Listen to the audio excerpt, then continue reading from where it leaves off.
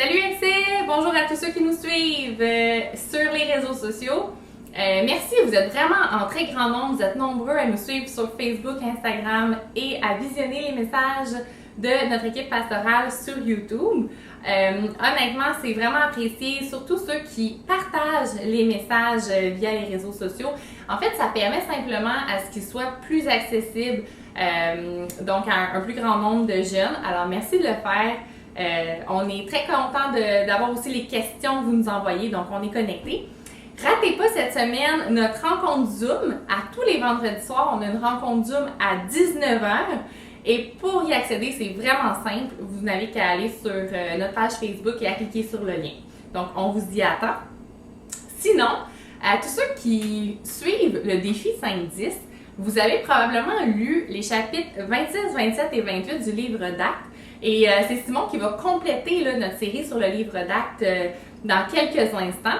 Et tu sais, on a réfléchi, on s'est dit que pendant le temps du confinement, c'était vraiment une super bonne formule de faire le défi 5-10. Simplement parce que ça vous encourage à lire un chapitre de la Bible à tous les jours, alors qu'on a un petit peu plus de temps. Et en même temps, ça vous permet d'avoir une explication du message de ce livre-là, de la Bible, lors des messages du vendredi soir. Alors, en grande primeur, je t'informe que notre prochain défi 5-10 va être sur le livre de Jean. Alors, dès maintenant, tu peux entamer ta lecture des chapitres 1 à 5 et on va suivre comme ça avec toi lors des prochaines semaines le livre de Jean. Alors, je te souhaite une très très belle écoute et je te dis à bientôt. Salut!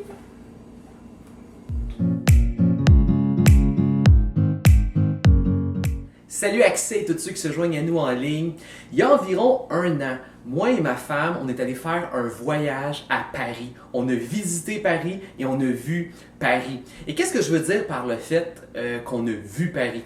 C'est qu'on a vu les éléments qui étaient vraiment touristiques. Quand tu vas à Paris, tu n'as pas le choix d'aller voir l'Arc de Triomphe, descendre les Champs-Élysées, voir la Tour Eiffel, la fameuse Tour Eiffel, tu peux voir la photo d'ailleurs, descendre la Seine et aller voir le Louvre. Si tu as vu ces éléments-là, on peut dire que tu as vu Paris, que tu as visité Paris. Je ne sais pas si tu as déjà remarqué, mais c'est une expression qu'on utilise souvent, j'ai visité telle ville.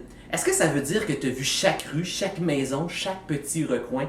Non, c'est un symbole pour dire que tu as vu l'essentiel de cette chose-là. C'est comme un peu symbolique. Si tu as vu ces choses-là de Paris, eh bien, on peut dire que tu as vu Paris. C'est la même chose lorsque les Actes des Apôtres nous montrent le voyage de Paul qui se rend à Rome. C'est une façon de nous dire que le message de la bonne nouvelle de Jésus qui provoque et qui donne naissance à l'Église, une communauté de foi dans le salut que Jésus nous a offert par amour et par grâce, c'est pour nous montrer que l'Église avance et elle se rend jusqu'à Rome. Rome, c'est le symbole de la capitale du monde à l'époque.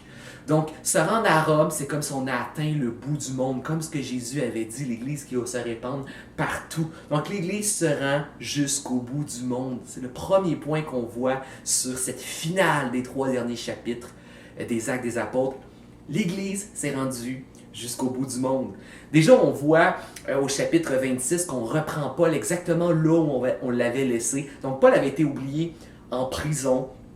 Et là, Paul va être amené, il a demandé à voir l'empereur, donc le César. Et là, Paul va être amené comme gratuitement jusqu'à Rome pour se présenter devant l'empereur. Et on suit son voyage qui monte. Et là, juste avant d'arriver à Rome, au chapitre 28, on voit que même il va y avoir un naufrage sur la route. Le bateau va couler, ils vont se ramasser sur une île.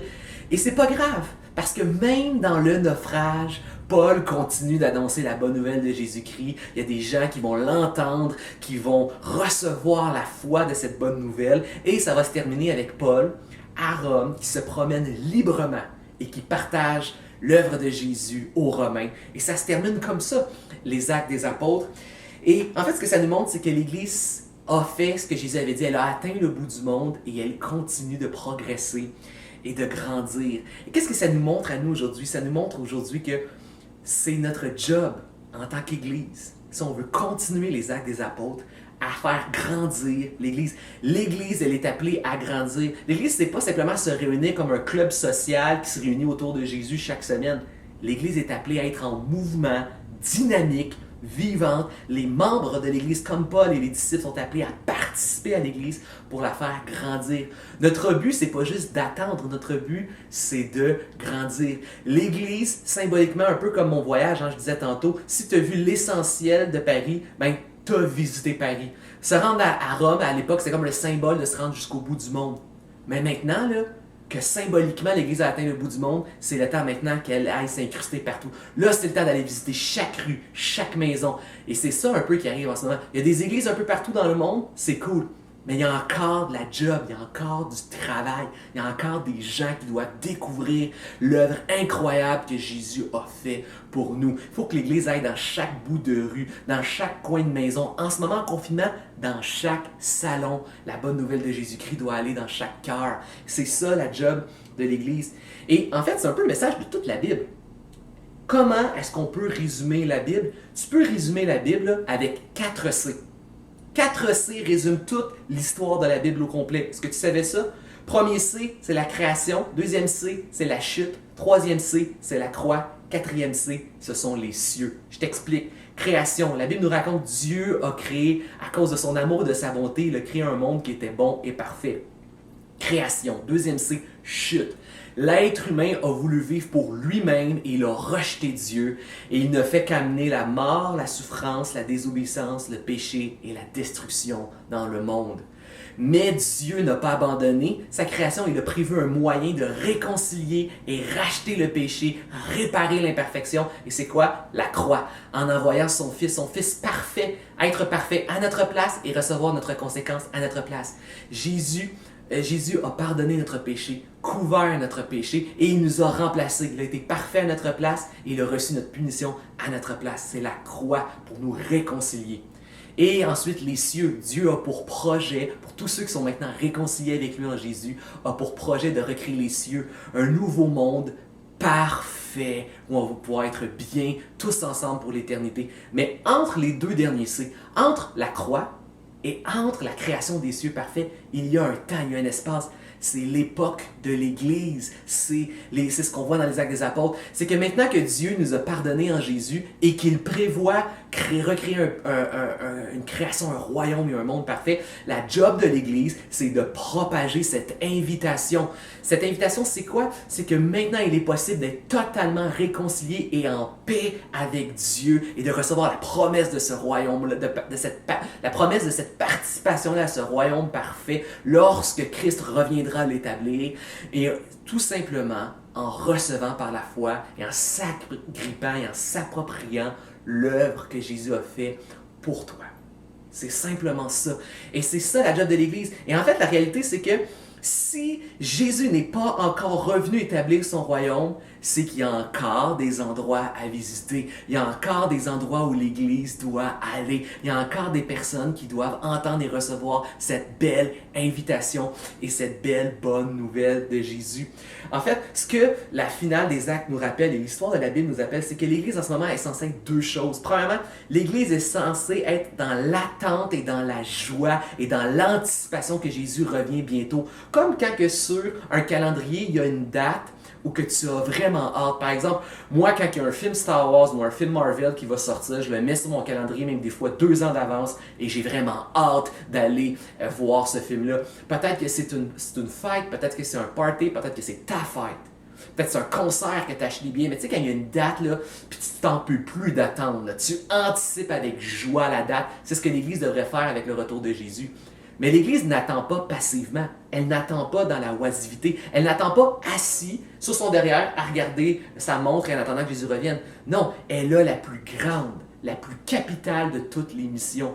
Partager cette invitation-là. C'est comme si tu as hâte à ta fête, tu veux faire le plus gros party du monde, mais ta job, là, c'est d'inviter les gens que tu aimes, d'inviter tes amis et de préparer ce party-là. L'Église est appelée à se préparer pour le retour de Jésus et à partager l'invitation que Jésus a rendue possible à toute personne de pouvoir être réconciliée avec Dieu et participer à son retour et à ce nouveau royaume, à ce party incroyable. Et c'est ce que l'Église doit faire. C'est intéressant parce que juste avant que Paul arrive à Rome, on nous parle d'un naufrage. Et ça, c'est un thème qui revient continuellement dans les Actes. On l'a vu à travers le reste de la thématique. Et l'auteur veut nous le rappeler une dernière fois. Il y a des crises dans la vie et les chrétiens et l'Église ne sont pas épargnés des crises, ils ne sont pas épargnés des naufrages. Mais le chrétien, la différence, c'est qu'il peut vivre ces crises, il peut vivre tous ces naufrages avec Dieu. Et Dieu vient faire une différence dans le naufrage. Dieu ne gaspille pas nos souffrances et nos naufrages et nos crises. Et même, il peut les rendre utiles, les utiliser comme des opportunités pour témoigner de la grâce de Dieu et de Jésus qui agit dans notre vie comme un témoignage pour les gens autour de nous. Et quand on y pense, quoi de mieux, à un moment où il y a une crise, ou que on ne fait qu'entendre des mauvaises nouvelles, quoi de mieux que la bonne nouvelle de Jésus et de l'espérance de son retour et de la promesse que nous sommes pardonnés, qu'on va y participer. Imagine tu prépares un party incroyable et que tu as un ami qui est triste, qui se sent, il vit une crise, il vit quelque chose de triste, tu peux l'encourager, lui remonter le moral en lui partageant la bonne nouvelle, de l'inviter à ta fête comme un invité d'honneur. Et c'est exactement pourquoi Dieu utilise les crises et les naufrages comme une opportunité d'un témoignage pour amener des gens à recevoir la bonne nouvelle de Jésus, son retour bientôt qui sera incroyable et glorieux et de la joie qu'on a à le partager autour de nous. Donc c'est un peu ce que la fin des actes veut montrer. Symboliquement, l'Église a atteint le monde entier. Mais si Jésus n'est pas encore revenu, c'est qu'il reste encore des gens et des personnes à qui on doit partager cette bonne nouvelle. Et nous ne sommes pas appelés à juste rester assis dans l'attente. On est censé attendre avec joie et anticipation son retour, mais aussi avec le mandat de le partager. Ça veut dire qu'il y a des gens autour de toi présentement que si Jésus n'est pas encore revenu, c'est qu'ils doivent recevoir et entendre cette bonne nouvelle de Jésus. Dans la Bible, dans le Nouveau Testament, il nous est dit pourquoi Jésus retarde son retour, pourquoi Jésus attend avec patience de revenir, même si le monde était parfait.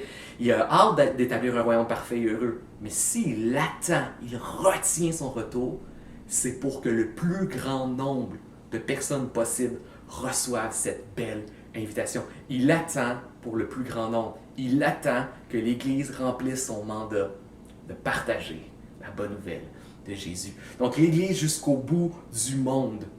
Deuxième chose que tu peux remarquer dans cette finale des Actes des Apôtres, est-ce que toi tu trouves, si tu as lu, tu as dû t'en rendre compte, le chapitre 8, le dernier chapitre, on dirait qu'il se termine de manière abrupte. Hein? C'est comme un récit, une histoire qui coupe court, c'est sec comme finale. Est-ce que tu savais que cette finale sec, elle est volontaire?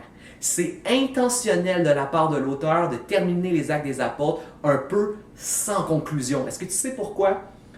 Je pense que tu commences à comprendre pourquoi. Et j'ai une image pour te l'expliquer. Est-ce que tu as déjà joué à un jeu qui s'appelle un cadavre exquis? C'est quoi ce jeu-là? En fait, c'est que tu prends une feuille de papier et tu la plies comme en accordéon et chacun, on écrit une histoire, on écrit une phrase et on continue l'histoire pour chaque personne. Comme ça, on ne sait pas ce que l'autre écrit, mais on participe à inventer une histoire en mélangeant nos idées ensemble.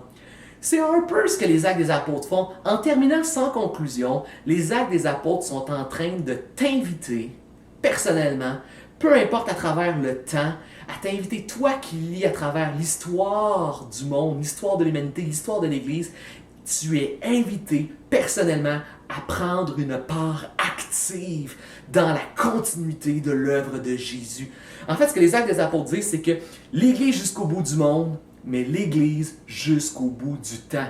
On est encore là aujourd'hui, en 2020, et l'Église continue à grandir. Il y a encore, comme j'ai dit, des gens à qui on doit partager la bonne nouvelle. Et l'Église, elle est vivante en 2020, et tu dois faire partie de l'Église. Ça veut dire qu'en 2020, la mission de l'Église n'est pas terminée. La même mission que Paul avait, nous l'avons encore, nous, aujourd'hui. L'Église n'est pas terminée. Les crises ne sont pas terminées. On est dans une crise et elle va se rétablir un jour. Il va y en avoir d'autres. Jusqu'à ce que Jésus revienne, il va encore avoir des crises. La mission continue. Les crises, il va en avoir encore. Mais l'Église ne va pas arrêter de grandir et de s'étendre. Et tu es personnellement invité à prendre part à cette Église. Premièrement, entre dans l'Église en t'appropriant et recevant la foi. Une foi solide qui s'agrippe et qui s'approprie les promesses de Jésus. Il est venu pour toi, il est mort à ta place à la croix. Il t'offre les promesses de la vie éternelle et il veut faire de toi un invité d'honneur à sa fête, à son retour à ce nouveau royaume. Et il t'invite à recevoir cette mission de partager cette bonne nouvelle jusqu'à ce qu'il revienne. Donc reçois reçois cette foi, accroche-toi à son Église et participe à son Église. On est invité, chaque croyant qui sont attachés à la bonne nouvelle de Jésus-Christ et qui font partie de l'Église, à participer à rédiger cette conclusion. La vraie conclusion des Actes des Apôtres, là, c'est quand Jésus va revenir. C'est le dernier point des Actes des Apôtres. L'Église jusqu'à son retour.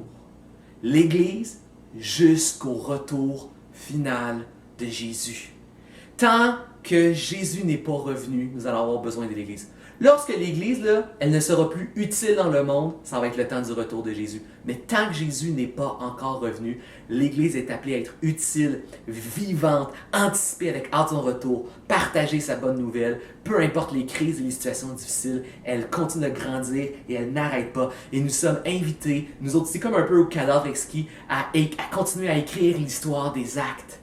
En fait, là, un autre nom qu'on aurait pu donner aux Actes des Apôtres, c'est les actes de Jésus qui agit par son esprit à travers son Église jusqu'à son retour. Jésus n'est pas revenu, alors Jésus, par son esprit, veut nous appeler à la foi. Il veut nous réunir ensemble en tant qu'Église. Par son esprit, il veut nous utiliser à partager cette bonne nouvelle, cette réconciliation qui est possible avec Dieu, cette bonne nouvelle de joie de son retour. Il veut nous inviter à participer, à s'accrocher et à vivre l'Église.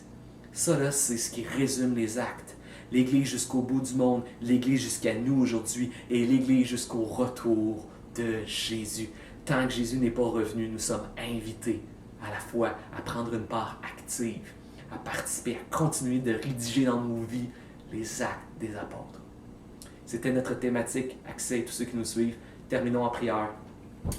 Merci Seigneur pour ta grâce, merci pour ton amour, merci pour tous ceux qui ont écouté ce message et cette thématique. Merci de nous faire grandir dans la joie, dans la foi, dans la compréhension de tes écritures, de ta Bible, de ta révélation. Et aide-nous à le comprendre mieux et à le vivre mieux dans notre quotidien. Seigneur, agis par ton esprit, remplis-nous de joie et de foi. Et même si on est confiné, rends-nous actifs et vivants. Dans le précieux nom de Jésus-Christ, nous avons prié. Amen. Accès à tous ceux qui nous suivent, on se retrouve la semaine prochaine.